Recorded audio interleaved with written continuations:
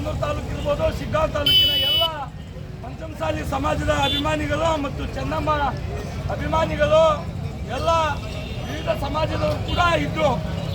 ಆ ಸಂದರ್ಭದಲ್ಲಿ ಏನು ಮಾನ್ಯ ಸಿದ್ದರಾಮಯ್ಯನವರು ಒಂದು ಏನು ಲಿಂಗಾಯತರ ಮೇಲೆ ಒಂದು ದೌರ್ಜನ್ಯವನ್ನ ಎಸಗುವಂತ ಕೆಲಸವನ್ನ ಮಾಡಿದ್ರು. ಯಾಕೆಂದ್ರೆ ಕೂಡಲ ಸಂಗಮ ಆದವರು ಕೂಡಲೇ ಪ್ರತಿಭಟನೆ ಸ್ಥಳಕ್ಕೆ ಸಿದ್ದರಾಮಯ್ಯ ಅವರು ಅವತ್ತು ವಿಧಾನಸೌಧದಲ್ಲಿ ಇದ್ರು.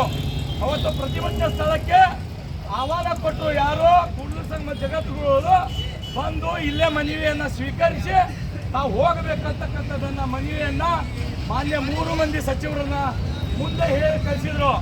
ಆದ್ರೆ ಏನು ಲಿಂಗಾಯತರ ವಿರೋಧಿ ಏನು ಮಾನ್ಯ ಸಿದ್ದರಾಮಯ್ಯ ಮುಖ್ಯಮಂತ್ರಿ ಲಿಂಗಾಯತರ ವಿರೋಧಿ ಏನದನಲ್ಲ, ನಾ ಬರೋಂಗಿಲ್ಲ ಅಹಂಕಾರ ಬಂತವಂಗ, ನಾ ಯಾಕೆ ಹೋಗ್ಬೇಕು ಅಂತ ಒಂದು ಗುರುಗಳ ಹತ್ರ ಅಂತಕ್ಕಂಥ ಅಹಂಕಾರವನ್ನ ತೋರಿಸಿ ಏನು ಆ ಪ್ರತಿಭಟನೆಯನ್ನ ವಿಕೋಪಕ್ಕೆ ಹೋಗ್ಲಿಕ್ಕೆ ಕಾರಣ ಮಾನ್ಯ ಮುಖ್ಯಮಂತ್ರಿಗಳೇ ಕಾರಣ.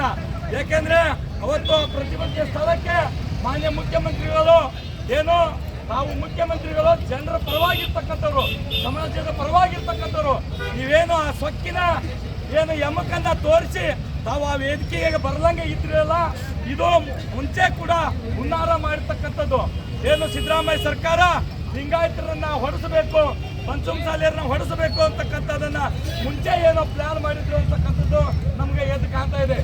ಏನಾರ ಮಾಡದೇ ಇದ್ದಿದ್ರೆ ತಾವೇ ಸ್ವತಃ ವೇದಿಕೆಗೆ ಮಾನ್ಯ ಮುಖ್ಯಮಂತ್ರಿ ಸಿದ್ದರಾಮಯ್ಯ ಬಂದಿದ್ರೆ ಇವತ್ತು ಈ ಗಲಾಟೆ, ಈ ಲಾಠಿ ಚಾರ್ಜ್ ಯಾವುದೂ ಆಗ್ತಾ ಇರ್ತಿಲ್ಲ. ಹೀಗಾಗಿ ಮಾನ್ಯ ಮುಖ್ಯಮಂತ್ರಿಗಳೇ ನೇರ ಹೊಣೆ ಇದಕ್ಕೆ. ಹೀಗಾಗಿ ತಕ್ಷಣವೇ ತಾವು ರಾಜೀನಾಮೆಯನ್ನು ಕೊಡಬೇಕು. ಯಾರು ಮಾನ್ಯ ಮುಖ್ಯಮಂತ್ರಿಗಳು, ನೀವು ಏನೋ ಲಿಂಗಾಯತರ ವಿರೋಧಿಗಳಿದ್ದೀರಿ.